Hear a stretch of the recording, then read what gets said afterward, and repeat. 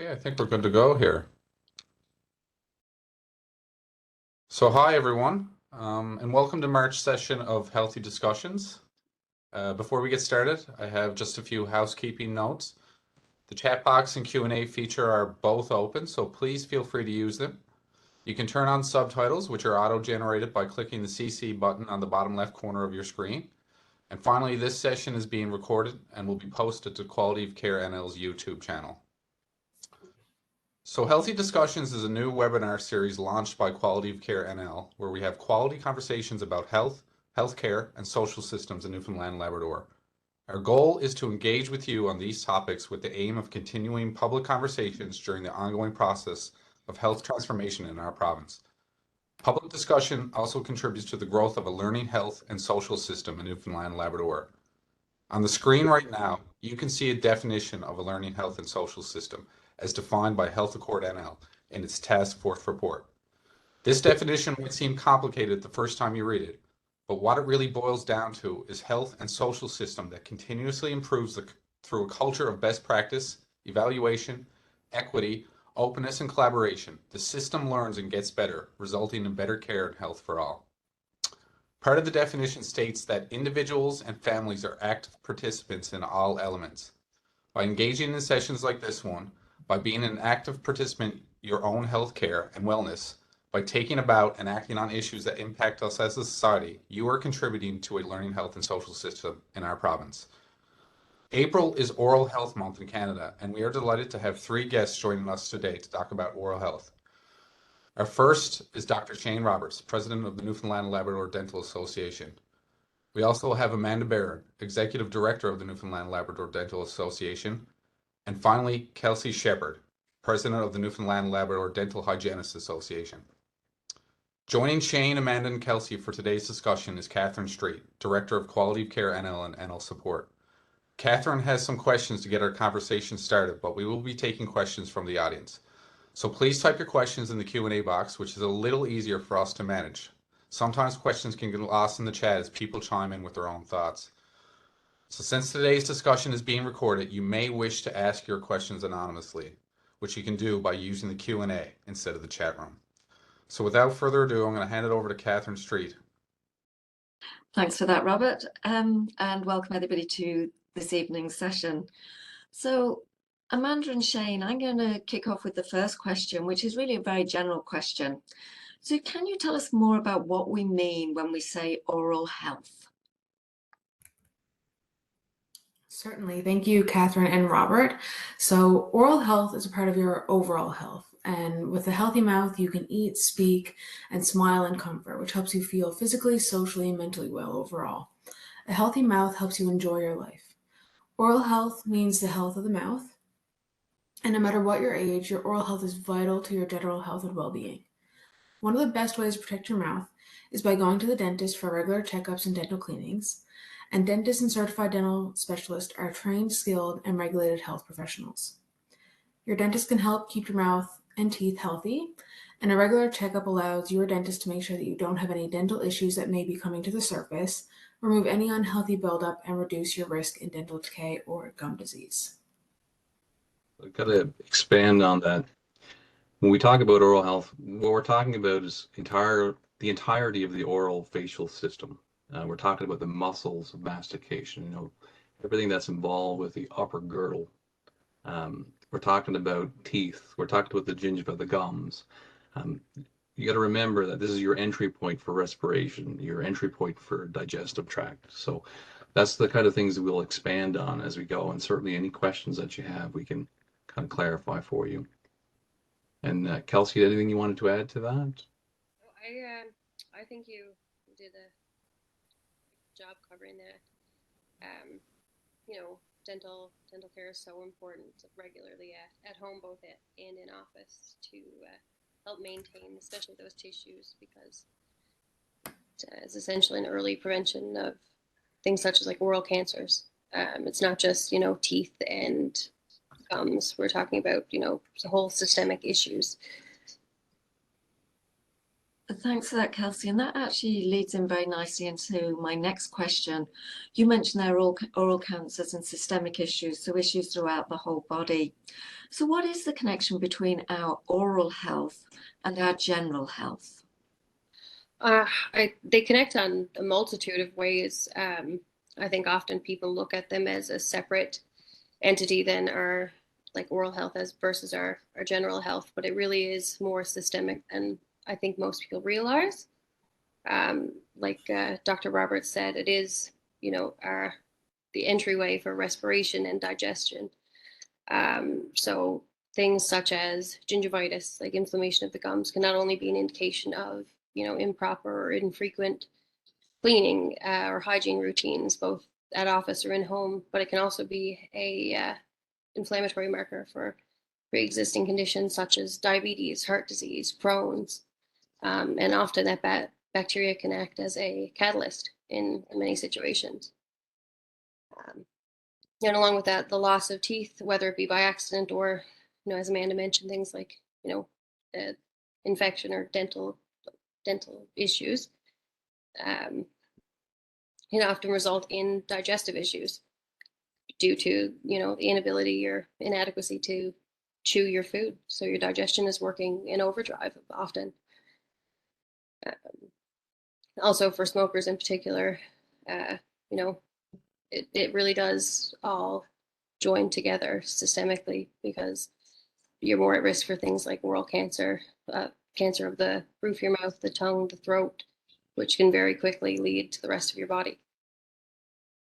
Okay, you mentioned smokers there, Kelsey. Is that just cigarette smokers, or does that apply to vapes and other smoke products?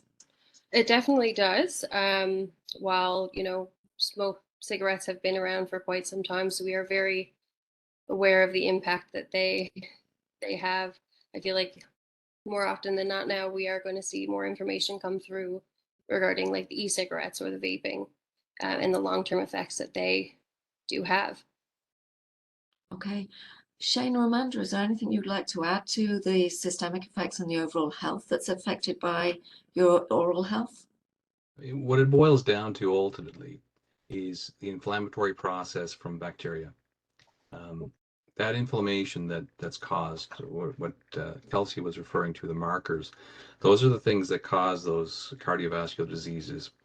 Those are the things that will cause issues with low birth weight, preterm, with pregnant women, complications, of course.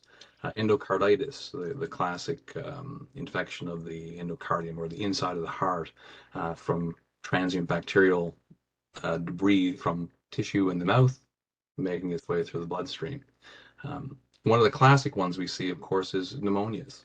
I mean, again, we talk about the respiratory tract. If you've got bacteria that are leaving the mouth and invading that respiratory system, that can be a big issue, especially for seniors and compromised individuals.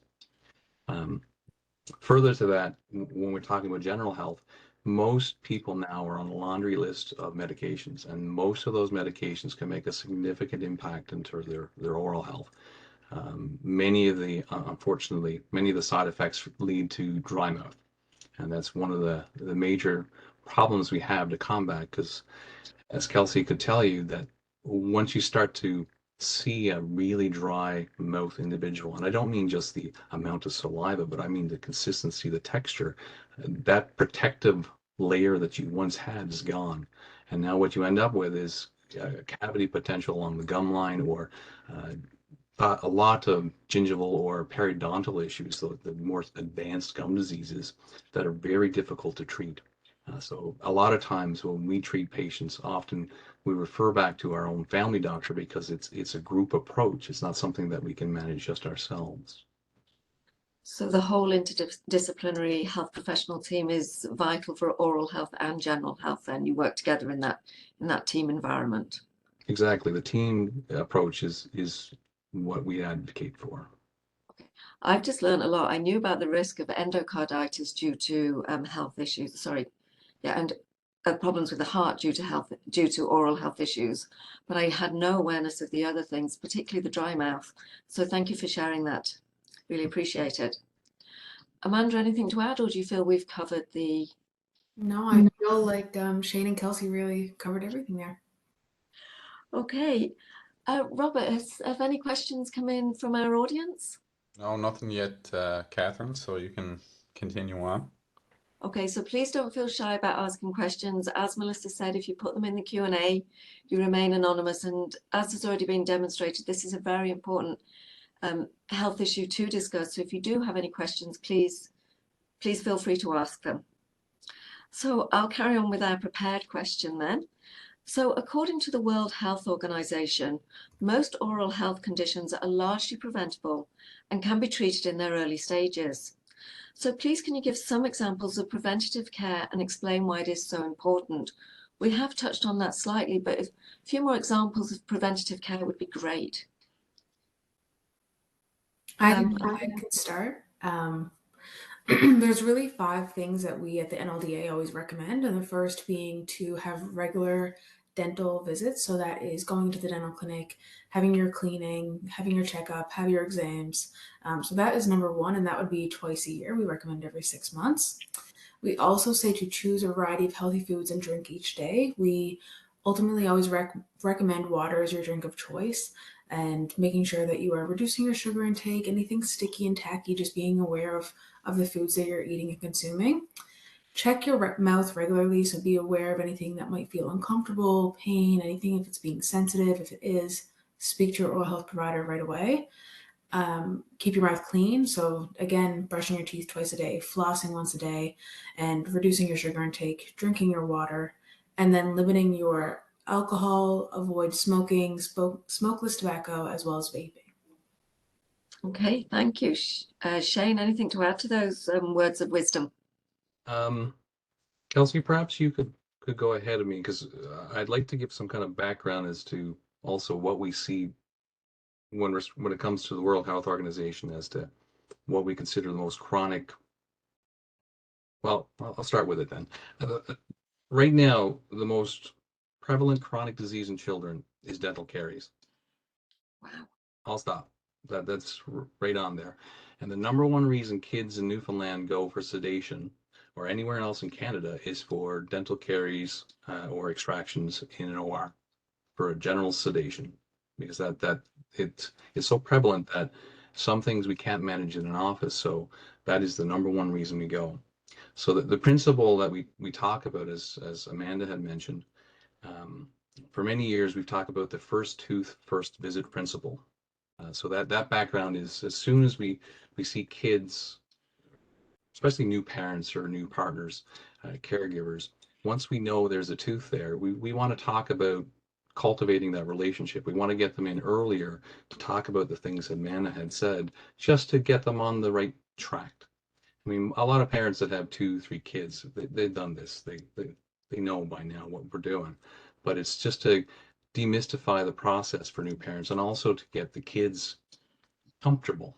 It's scary going into these places, so you need to slowly cultivate a relationship that they may not have. So that was the background. Other preventative measures, though, I'll leave to Kelsey. She'd be more read on this than I. No, I absolutely agree with Dr. Roberts. It is so prevalent now that we see children that, appear with multiple cavities in, and they're so anxious regarding. So I feel like a lot of that feeds off of the parents and their own emotions towards, dental care and things like that. I feel as though when you make oral care a part of your regular routine and fun at home, it becomes more enjoyable for the children. They get more comfortable with the office as well, because it's not a place to dread, or it's more of a an enjoyable outing. Kelsey, So, on a national level, one of the things we mentioned in our policy papers recently concerning the federal program was that a key component was preventative, because we know for the longevity of what we do, we can't keep up with just restorative work or repairing everything. It's not feasible. It's much more effective, much cheaper, just all around better to prevent as opposed to repair.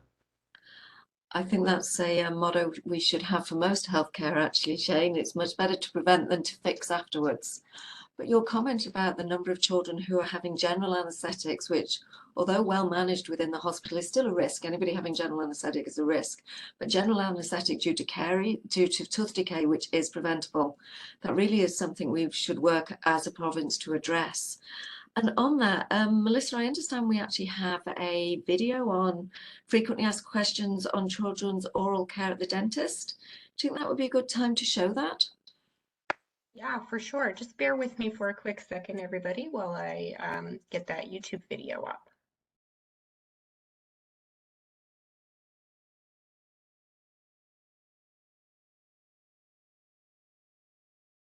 Hey Sally, the dentist is ready to see you now. We can see a few cavities in your child's teeth. We'd like to take an x-ray to determine if there are more hiding between the teeth that we cannot see. Dr. Pep, why do we fill baby teeth if they're just going to fall out anyways? Baby teeth are very important. If the cavities are left untreated, they can become infected, leading to pain and swelling. They also help hold space for proper eruption of the adult teeth. When should we bring our youngest in to see you? I don't think he'll be cooperative, and he only has a few teeth. We recommend within the first year, even if you think they'll be uncooperative. The first visit is important to educate on the prevention of cavities, home care, and allows us to catch problems early. Your child will also get used to the clinic and our smiling faces. For more information, contact your local dentist or the Newfoundland and Labrador Dental Association. Thanks for that, Melissa. Any other comments regarding children's dental care before we move on to possible questions from the audience? Anything else you'd like to add, or? No, just if I go back to the, kids that need to be sedated, the amount of money involved to do that on the provincial side, your anesthesiologists, your nurses, the time in hospital, the amount that is astronomical compared to any dental clinic, any hygiene clinics. It's night and day. So that preventative measure, we can't overstate that, because that's where our funding goes, and not just the funding, but it's also the people. The people resource is now taken away from other things that could have been done. Okay, that's a very important lesson to highlight. Thank you for that. Robert, any questions from the audience? Yeah, we got a few now. So the first question comes from Brendan asking, is chewing gum okay for oral health? That's to anyone who would want to chime in. From our perspective, I mean, if you're thinking at cavities prevention, sugar-free. There's a lot now with xylitol or some type of Splenda or similar. It really comes down to your comfort level. Often people that are on medications will either have sugar-free drops, so the diabetic type candies, or gum in order to help with that dry mouth feel. So the limiting factor from a dental's perspective is what's the musculature like? What's your TMJ issues like? If you've got muscle problems, then you have to kind of decide what's good for you. So sugar-free, yes. Sugar, of course, like everything, in moderation. Okay, thank you. Okay, thanks. I got another question here, Catherine. How can oral health be improved in those with cognitive impairments such as dementia and Alzheimer's, and perhaps in long-term care settings?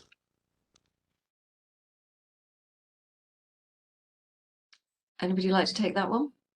I can jump in on that one. It is a hard case when you're dealing with, say, somebody with cognitive issues. There are a number of, say, modified toothbrushes or floss, options that, because it's not one size fits all. Often there are modifications you can get to make it easier for somebody who has dexterity or cognitive issues to be more, I guess, willing to equally be a participant and have someone help them out.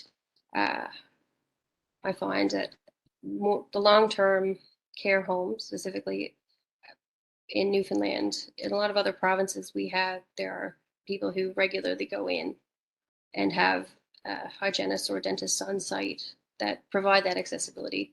Whereas here it is a little bit more difficult. So there are a couple mobile clinics within the area that can provide dental treatment, such as cleanings or checkups, but more often than not, it is something that is put on the backs of the workers at the long-term care homes or the residents' families themselves.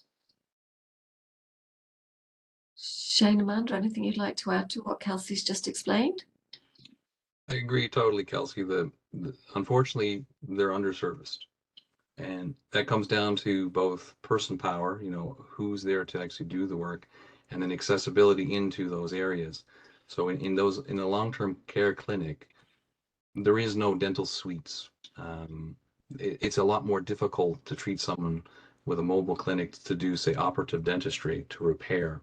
So often the protocol we follow after evaluating someone is keep it as simple as you can. We're looking for making sure there's no infection, making sure that they're not going to have pain as best we can. And that may include leaving things as is. You will have teeth that are broken to the gum line. You will have cavities that are there, but you won't touch or repair them because you may upset the patient too much. So sometimes you have to make that choice. That must be a difficult choice to make, because when you were talking at the beginning, you mentioned about, your oral health is about your eating, your digestion and everything. So it must be a very difficult decision to leave something that is a cracked tooth, perhaps, that could prevent some normal chewing. And there are other times, just medically, we can't touch people. And True. when we can't touch them ourselves, we often have our oral surgeon friends help us. And there are times when the oral surgeon will even say, we can't sedate that patient. We can't. They're so close to the edge that doing anything will far outweigh in terms of harm than good. So it's a risk to benefit. Interesting. Those ones are difficult. Yeah. Okay. I have another question for you here. So according to a public survey performed by the Commonwealth Fund, about 30% of adults in Newfoundland and Labrador reported they skipped dental care in the past 12 months because of the costs. Compared to other Canadian provinces, Newfoundland and Labrador ranked third worst for this particular metric, so people skipping their regular dental care. Can you tell me what that means in reality and what may be in place to assist with those costs? Amanda, would you like to go? Or? Absolutely, yeah, I can start, and then have Dr. Roberts and Kelsey speak after for sure. So we are aware of this, and as Dr. Roberts had mentioned towards the beginning of this webinar, that we really do recommend that you see a dentist regularly. It tends to maintain your oral health. You're able to catch things, work in a preventative way versus reacting to things, and as issues come up, then you're in pain and an infection, and you have to fix it then versus preventing it in the long run. So that does ultimately bring down the cost and help save. We are also supportive, the NLD is also supportive of the various initiatives that increase access to oral health across the province. So we work with our own provincial government on several programs, including the children's program that you've just seen a video on. There's an adult program, a surgical program. So we are working on those. And then we also have been working with the Canadian Dental Association. And I know that the Hygiene Association has been working on this as well, but the new dental federal plan. So it's something that we're working with. While they haven't come out with any details yet, it's something that we are aware of. We're trying to encourage them to look at different ways that we feel would be effective. We do have one of the best programs for children in all of Canada, which we're very proud of. So we are working with them to show them how our program has worked and the best way that we think they could spend the budget for oral health care. Thank you. That's very good to hear. We have one of the best programs for children. Shane or Kelsey, anything else you'd like to add? You're right when you say that 30% of adults had skipped dental care in the last year because of cost. So, and that, when you look at the metric of how the systems are set up now, about 95% of all dentistry across Canada is provided privately through insurance vessels or through private or individual cost. Only 5% is public. And of those 5%, what you're talking about are public programs that are limited in their scope. And as Amanda alluded to, ours is surprisingly, and even to us often when we look at it, is better than most for children only though. So where we lack a lot is in seniors, low income, persons with disabilities, the long-term care, which we're trying to improve. And that's what is so encouraging with the new federal program. You know, the investment of time and quality, the money that they want to put towards it is very encouraging because it allows us to craft a sustainable program for the deficits that are there. The problem we run into is trying to get provincial and federal politics and programs to gel and to do it well. And at the same time, not hamper the existing systems. The existing system works quite well as it is now. So we don't want to have, you know, insurers start dropping their policies for their employees because a new program comes in. That will really upend so many things. So the complexity of that is not lost on us. So it's going to take a while to get there. But you're right that access to care is the key. And right now we are lacking and trying to improve. Amanda, I believe you have some slides that outline some of the programs that are available locally. Would it be a good time to talk through those now? Yeah, I think this would be a good opportunity to just share some brief information on the existing government programs. All right, so like we mentioned, there are several programs that already exist within our province.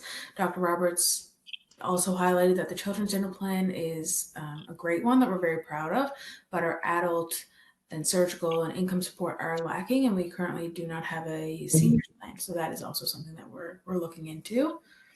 So the Children's Dental Health Program covers all children under the age of 13. So it is not income-based, it is every child in Newfoundland and Labrador.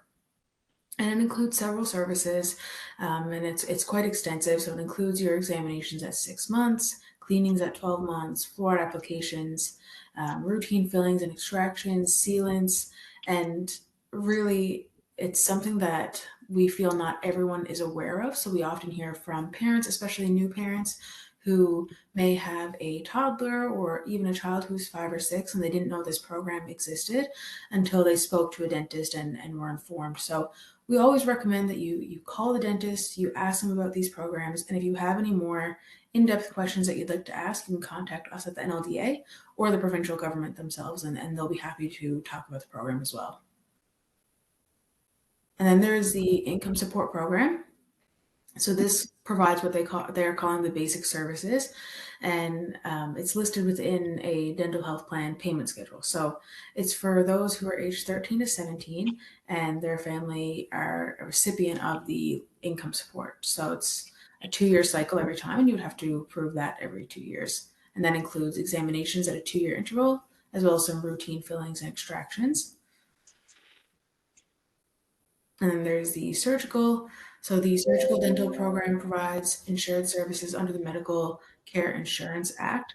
So this is an insured service that is defined within Section 3B of the Medical Care Insured Services Regulations, and anything that would be medically necessary for those recipients.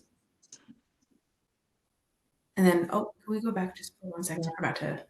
Yeah, we also have a dental monitoring committee, and that's under the MCP program as well. So that is often for rare cases of extreme need, and then the committee will evaluate and go through that process. Next slide. And then finally, we have the adult dental program. So while we're very happy and thankful to have such a program, we're not, we are aware that this could greatly be improved. So this provides, again, basic services, and they're all listed under the dental health plan payment schedule. And there is also a denture component, but that is something that we do not necessarily discuss with government. It's a solely government-run program. So this is limited to the clients who are enrolled under the foundation plan within the province, the prescription drug program. And it includes an examination, 2 x-rays every 3 years, have routine fillings on a 3-year cycle, extractions, and there's a denture component as well, like I mentioned. That's again kind of a separate entity, I will say. So that's the gist of our 4 programs. And again, you can always contact the government, the MCP department directly, or the NLDA if you had anything in particular. But we do also recommend that you always speak to your dentist about what options are available to you. Thanks for that, Amanda. After we met for our pre-meeting a week or so ago, I mentioned the children's program to a colleague of mine here, and she had no idea about it. So it does seem that we need to get the word out a little bit more about that.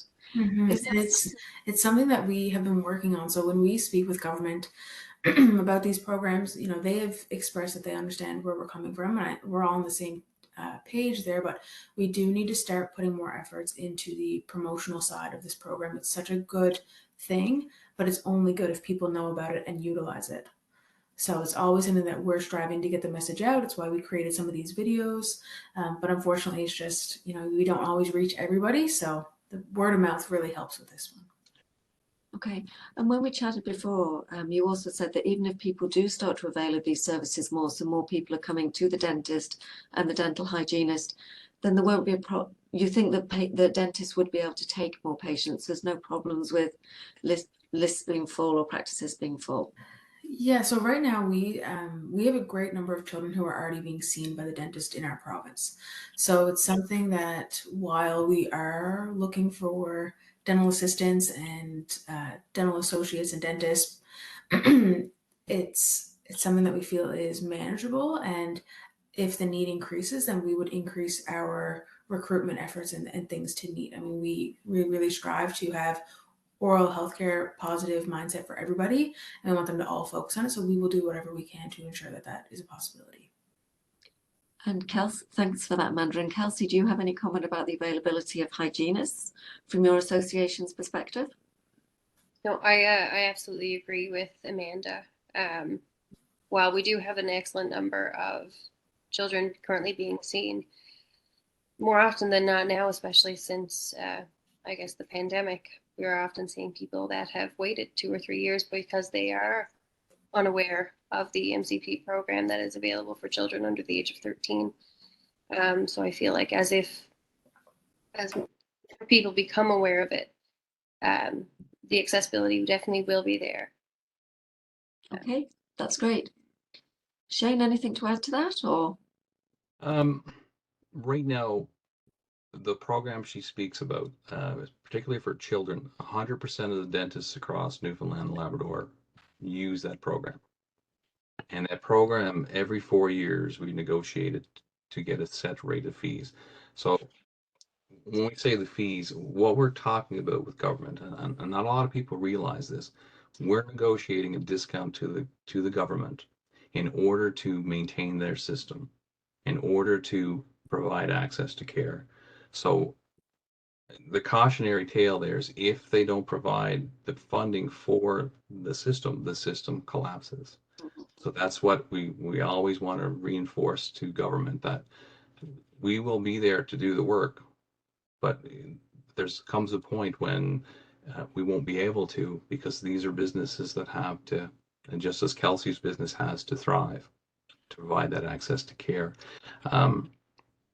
So as it stands now, that what we talked about before with the federal investment, that play between the two remains to be seen. So what I'm getting at is I hope our provincial government doesn't start to divest from their own system and underfunded, because it could collapse.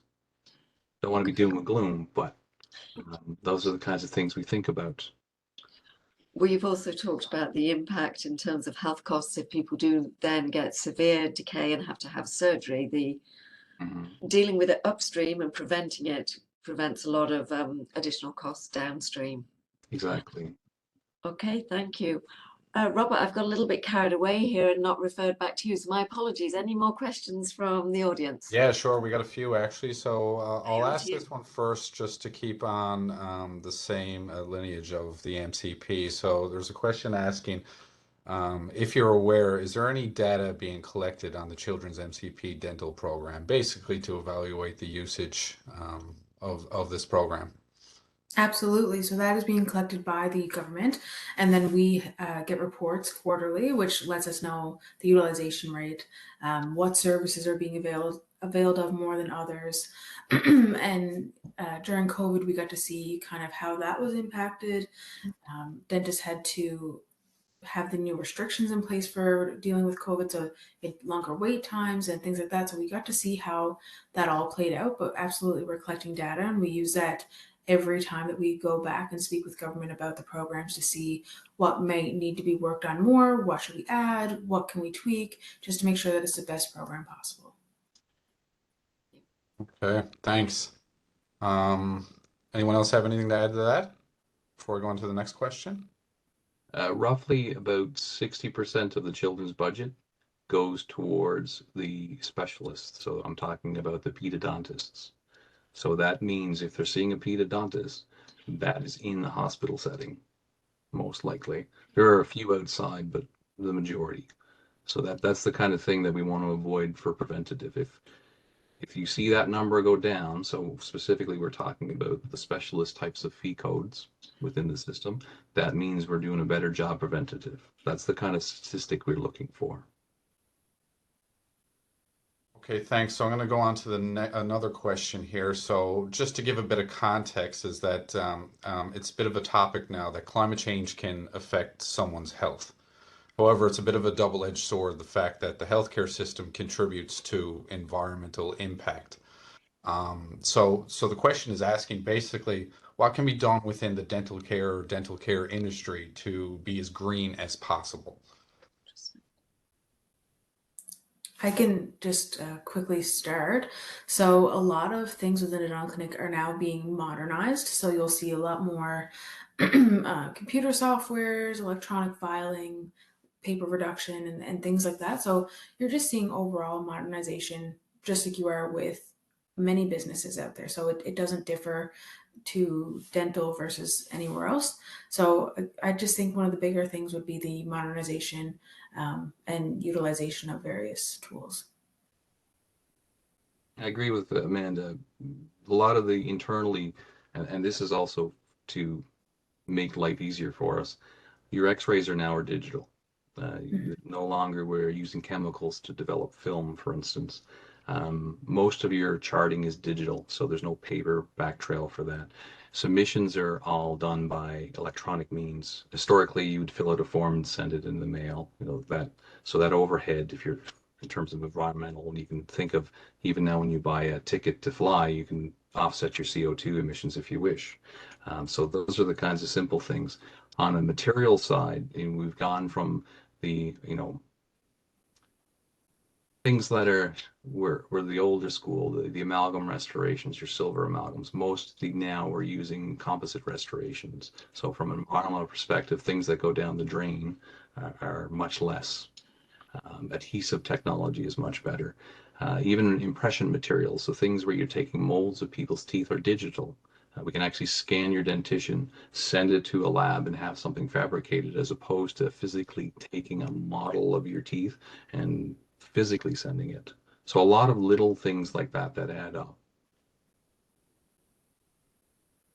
Could I ask a question? What about the move to wooden toothbrushes and things like that? Are they advisable or not advisable? I'll start. I find it all depends on how gentle or how soft the toothbrush is. While it's great to buy a bamboo toothbrush and things like that, you also have to consider, like, is it the best thing for my oral health care? And they do have some great ones that are, extra soft, things like that. But I find more often than not, the ones you find at the big box stores, such as Walmart and things like that, are often still having the plastic bristles, the very, very hard, tough ones. So while you want to be eco-friendly in that sense, you also want to make sure that you are also monitoring your own kind of oral health care to make sure you're buying what is best for you. And also in those toothbrushes, in a sense, you have to kind of research the companies to find the individual, I guess, the best product for you, because a lot of those they claim to be more eco-friendly, but they contribute to a lot of like deforestation and things like that. So while it's good in one sense, it can, like you said, it can be a double-edged sword. Interesting, thank you. Robert, back to you.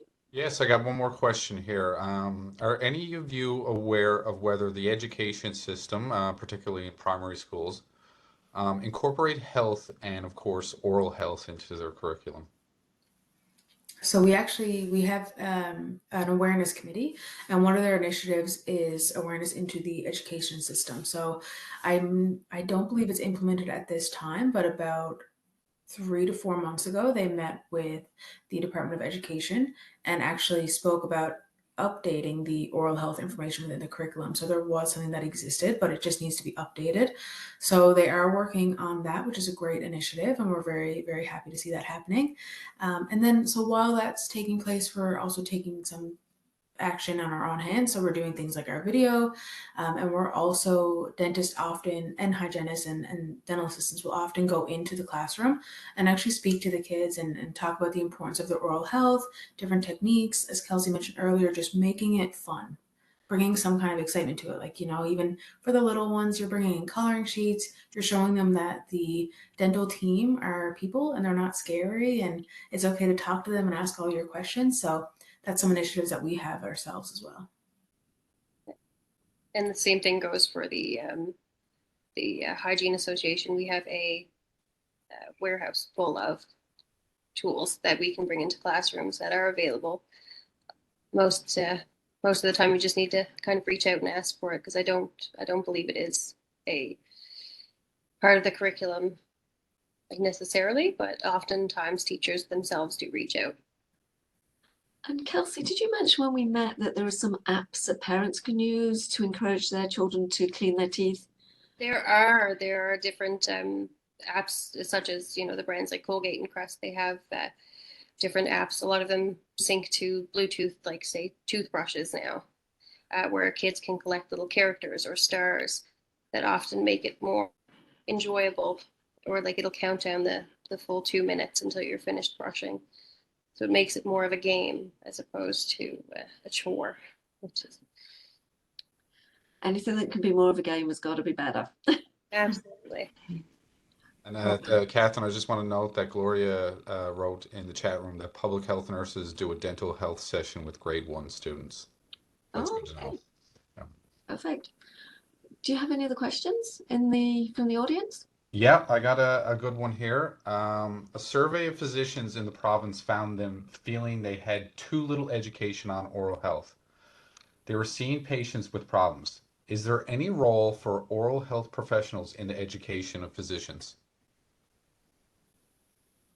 I can just briefly start by saying that something that we always advocate for is just the team approach, as Dr. Roberts mentioned. So really just having all your practitioners who are to work with your overall health include dentistry, include the importance of preventative care, and just some general knowledge. I think it would be helpful for them to have a good understanding and confidence when talking about oral health care. I don't know if Dr. Roberts or Kelsey had anything particular.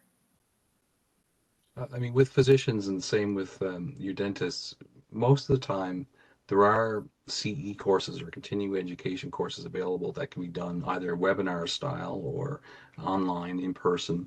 In fact, through the year and even at our own oral health convention, we have numerous courses that are available. Many of them wouldn't pertain to what they do, but there are the odd gem that would work. And so, for instance, a lot of the ones that we do that would be on medical emergencies, which we don't ever see or hope never to see, but we take them and our physician friends host them. So vice versa, they're certainly welcome to come to those. Often though, with family doctors, dental emergencies are never, they're always short, they're always quick. There's 1 or 2 day turnaround where things are hurting you and you're in emerge as opposed to going to your family doctor. You can't wait 3 weeks to see a family doctor to do that. So in emerge, when you're triaged, that's the problem, that's the sticking point. There is no there's no way for me as a dentist to go in there and to treat a patient in a public facility. I'd have to take them back to private. And so that there's a disconnect there where we can help. So often what you go home with is an antibiotic and a painkiller. Kelsey, do you have anything that you'd like to add to that in terms of physician education? I definitely agree with Dr. Roberts. There is a disconnect there for sure. That's where kind of interprofessional collaboration stands at a halt. Oftentimes, you're not going to, well, I guess from a hygiene perspective, you're not going to your family doctor for a cleaning, right? So you're going to private practice. So with regards to, I think the dental infections and things like that, he hit the nail on the head where he said you're being sent home with an antibiotic and a painkiller. It's definitely somewhere where it needs to be more improved upon, I believe. Because the antibiotic and the painkiller will just address the immediate problem, but it won't address the underlying cause, which is where we need to be coming to the dentist and the hygienist. Yeah, it won't fix the problem. It's a Band-Aid on a much larger issue. Yeah. One thing that a lot of people talk about or people often avoid seeking dental care is because of anxiety, fear, or even embarrassment. So what would be your advice for those who are hesitant to see a dentist or dental hygienist? Shane, do you want to go first, or? Oh, sure. A lot of us take different approaches. Personally, I like to see kids very early to help, for lack of a better term, train them. You're trying to demystify the process. You're trying to figure out what works for that one person. Some people want to know everything we do, and they're very comfortable if we tell them step by step. Other people just don't want to hear a word. There's others that will bring their own music. They'll listen, hum along with you if they wish. Others need to take medications. They'll take something to make them comfortable. There are times when there's nothing we can do beyond that. So that's when we offer the next level, which is some type of sedation. And that can be as mild as nitrous oxide, the laughing gas that we use, or other times we'll have to go as far as a general anesthetic. In between that, there's what we call conscious sedation, which is some physicians and some dentists offer, which is it's an IV type of sedation where you're half asleep, half awake. And those ones, they're very specialized. So you can imagine that to get in to see them is costly and time consuming. So preference-wise for me, what I like to do is just to get to know the kids. It's a great laugh often. You sit down, and once they figure out, oh, this is not so bad. You also you choose your words wisely. I don't use I don't say the N word ever. I say, I'm going to tickle that. I'm going to squirt that. I don't use the word drill. I'm going to clean that. I'm going to brush that. We don't use words that make a bad connotation. You don't feel a pinch. You will feel some pressure, or those types of choice of words where you don't assign pain to something you're going to do. Because once you do, and you learn it early, you're not unlearning it. One of the hardest things I see is adults that have, as a child, dentistry was treated as punitive. If you don't behave, or we're going to see the dentist, and this is how it's going to go down. So now when I've been seeing patients that are 50, 60, 70, and they are scared of me. Like they'll turn their head when they're in the Walmart because they're like, oh my God, that's that guy.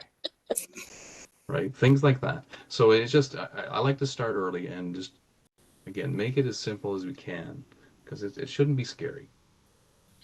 This is when I need to admit that I went 12 years without seeing the dentist for exactly that reason.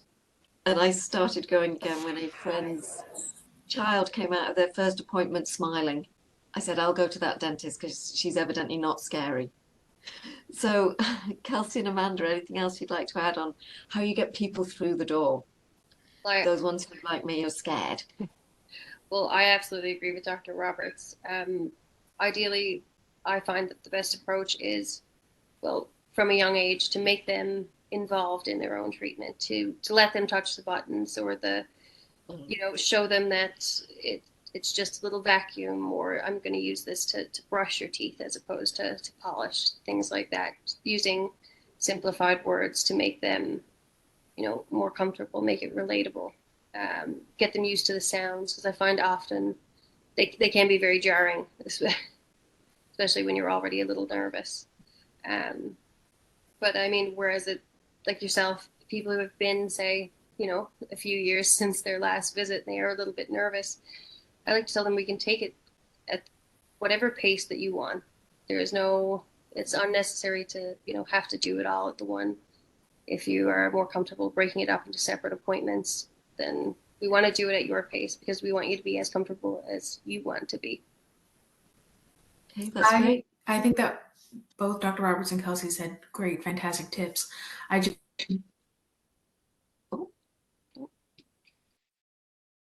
Has anyone else lost Amanda's sound?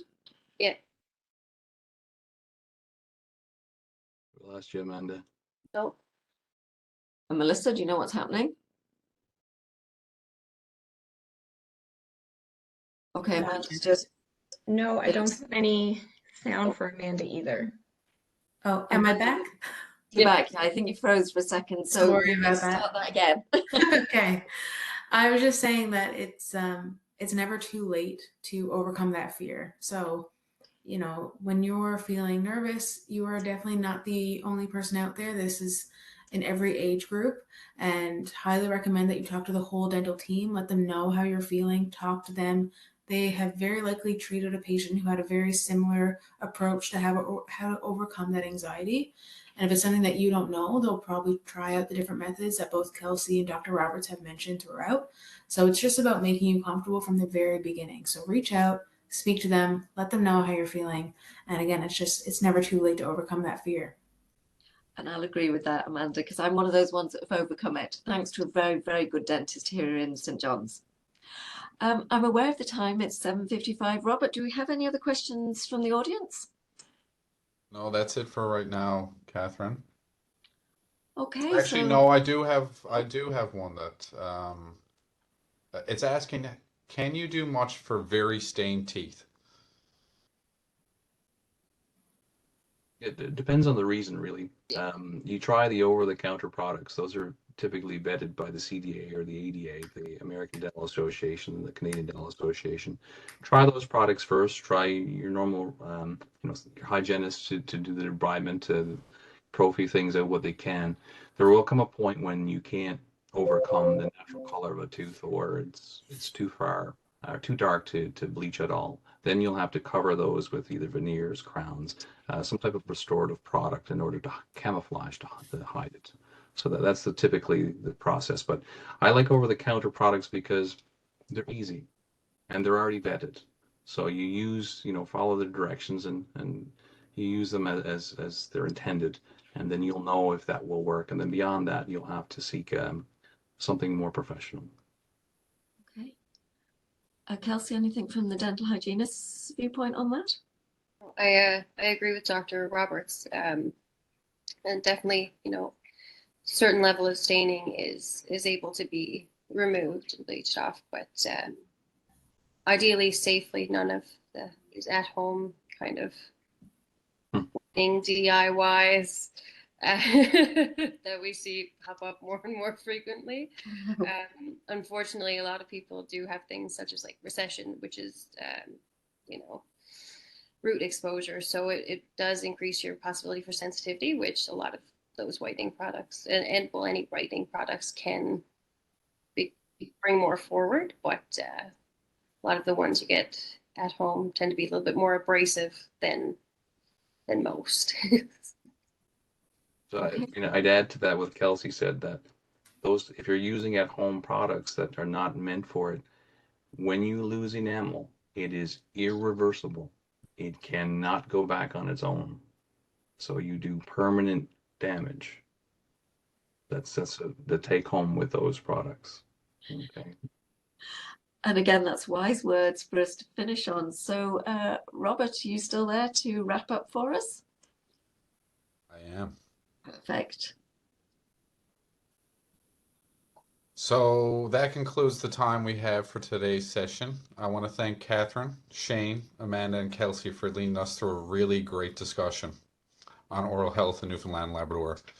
A big thank you to everyone who joined us online to listen and participate in our discussion. And just a reminder that the recording of this session will be up on our YouTube channel in the coming days. Our next session will take place on April 25th, and our discussion will focus on maintaining our mental health and well-being.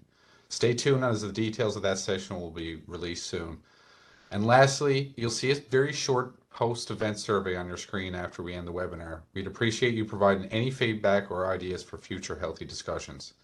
Thanks again, everyone, and have a great evening. I'd echo those thanks. Thank you. Thank you. Bye. Bye.